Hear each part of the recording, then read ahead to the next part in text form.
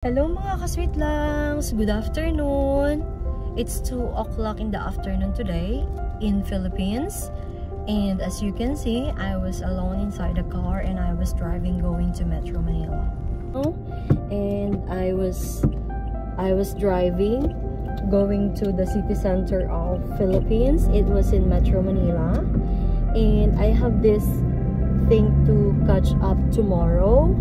And hopefully mga ka-sweet langs, makapag-kwentuhan tayo while I was driving. So don't worry mga ka-sweet langs, safe naman ang aking pagda-drive kasi I have my phone holder right there and I was here. Yeah. So yeah, as you can see, I was alone inside the car. I don't know mga ka-sweet langs if you are I don't know kung ano ang thoughts nyo about my thing for tomorrow, but I just want to share to everyone that I'll be having my rhinoplasty procedure tomorrow. Yes mga ka-sweet langs, and it's a rhinoplasty procedure. Pinag-isipan ko na tong matagal since March this year na iniisip ko na talaga siya. Actually, before pa ako pumunta ng UK mga ka-sweet langs, gustong-gusto ko na talagang mag-undergo ng rhinoplasty. But the thing is that before, wala talagang budget mga ka-sweet langs. So this decision that I made, I didn't only ask myself. Of course, I have to ask the approval from my family, which is very supportive naman ng aking family dahil they most likely nag-agree sa aking decision. But syempre, at first, sinabihan ako na, sure ka na ba dyan? Kasi it's a big decision. It's really such a big decision kasi yun nga, mababago yung looks mo, hindi na magiging natural. Kasi you're going to have a surgery. So sa akin naman, para sa akin, this is something for myself. It's for myself, to boost my self-confidence. Kasi first and foremost,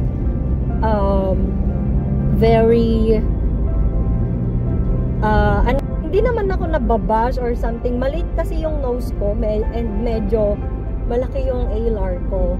So ang ipapagawa kong surgery is Gore-Tex rhinoplasty with sexy alar cut. And nakapag-schedule na ako long time ago sa aking doktor.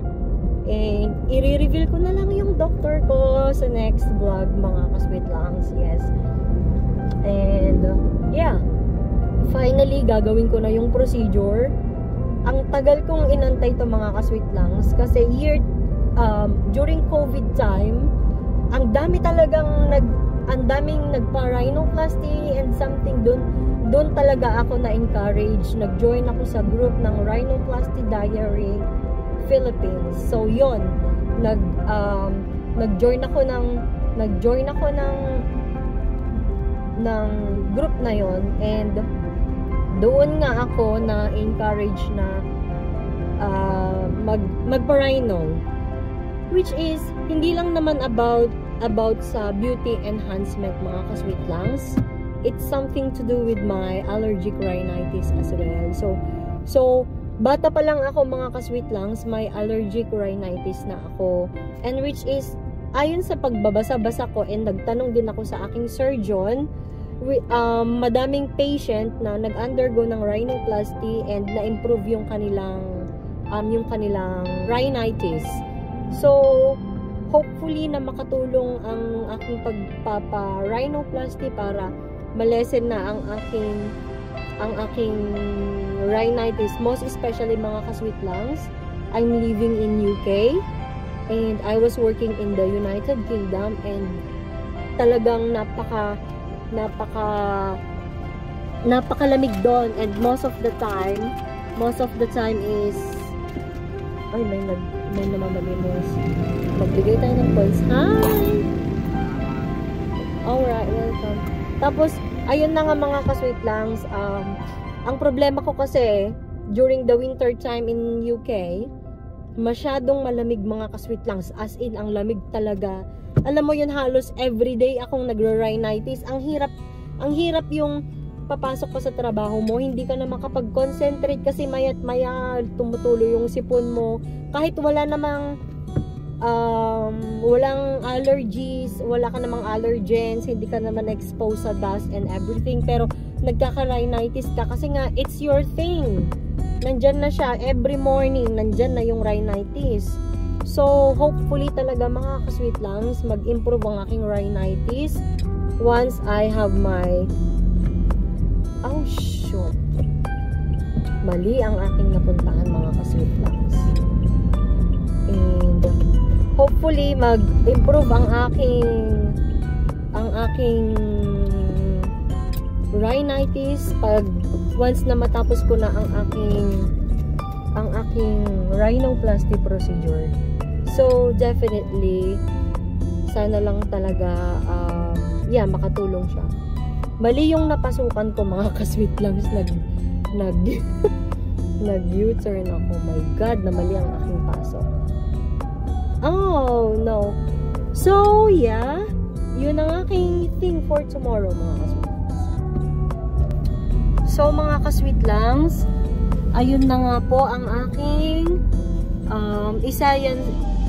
ayan na nga po yung isa sa reasons kung bakit ako umuwi ng Philippines. Pero syempre, ang pinaka-reason ko talaga kung bakit ako umuwi ng Philippines is syempre dahil miss na miss ko na ang aking family, and why not to have a vacation, diba? Very excited na syempre tirahan yung bahay na pinaayos mo, diba? Yung bahay na pinagkagastosan mo dahil mostly talaga yung mga savings ko para sa enhancement ng bahay namin and for myself. And magkano ba yung budget ko for my rhinoplasty? And saka na natin pag-usapan yan mga ka-sweet langs once na matapos na yung procedure. Okay? I-share ko naman lahat sa inyo mga ka-sweet langs pag okay na siya, and hopefully maging successful yung aking procedure mga ka-sweet langs. Excited na din akong, alam nyo ba, nasa UK pa lang ako, gusto ko nang i-share sa inyo pero hinold ko yung aking excitement.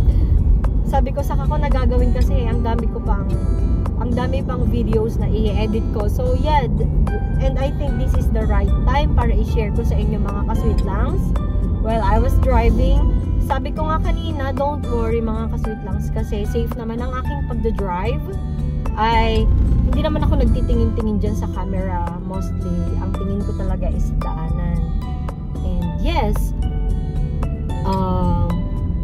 my trip from Isabela to Metro Manila, it was a 7 hours drive, and hindi pa ako nangangalahati mga ka-sweet langs.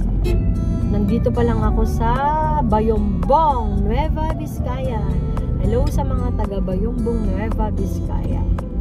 So, when you are going to Metro Manila from my hometown, you have to pass by in some towns like Nueva Vizcaya, Nueva Vizcaya, Nueva Ecija, Bulacan, Pampanga, yeah. Madaming mga nearby towns. So, medyo malayo ako sa city center mga ka-sweet langs. And tiis ganda talaga pag uuwi ka sa province namin kasi after a long hours flight, magda-drive ka pa from Manila to Isabela. Pero you can catch up with plane from Manila to Kawayan, but the thing is that mahal man, at saka na-miss kong mag-drive kasi mga ka-sweet langs. Alam nyo naman, I am not yet driving in UK, and na-miss kong i-drive ang aking car. I miss driving my car so much, our car.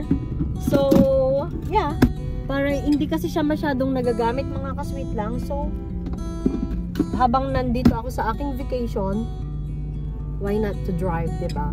May driver's license naman ako, and it was like 10 years yung driver's license ko. Yes.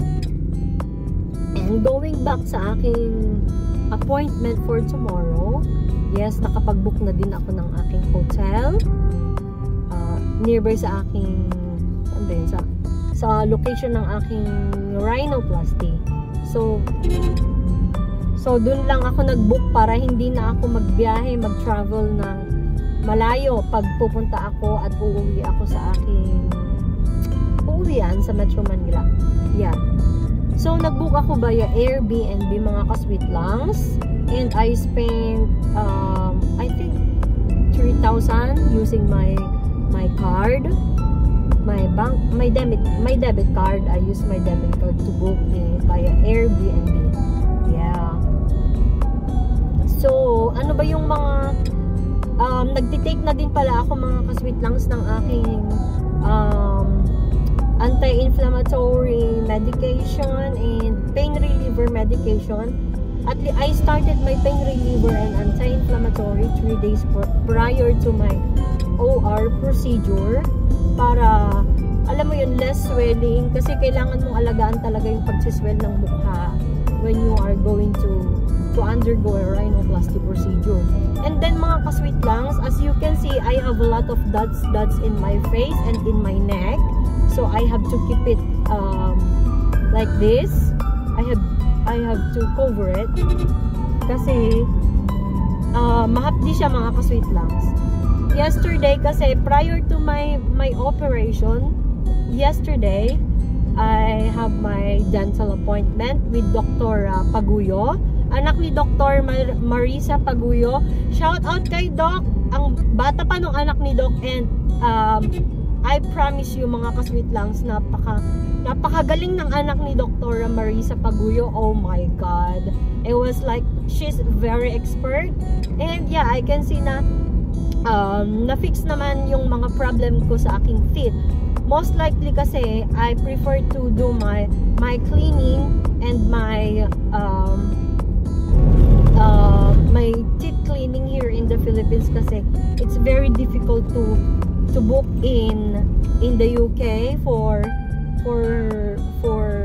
dental appointment kasi isa sa reasons is mahal, pangalawa is matagal ang booking niya, mga ka-sweet langs. It takes months bago ka mabook ng sa dentist. So total pauwi naman na din ako, sabi ko why not gawin na lang sa Philippines. And yeah, very satisfied naman ako sa aking ngipin kasi nag-crack siya, mga ka-sweet langs. So okay naman na siya ngayon. I can smile na parang walang hesitation kasi I know na malinis ang ngipin ko. Kasi 1 year din akong hindi nagpa-cleaning ng teeth, and you should do your oral hygiene like visiting your dentist every 6 months, diba? Which is hindi ko nagawa when I was in the UK kasi ngayon lang. So, shout out po kay Dr. Paguyo and sa anak niya, si Doc. Ang galing ng kamay niya, ang gaan ng kamay niya, mga ka-sweet langs. Yes, and yeah, that's all for today's video, mga ka-sweet langs. Bye!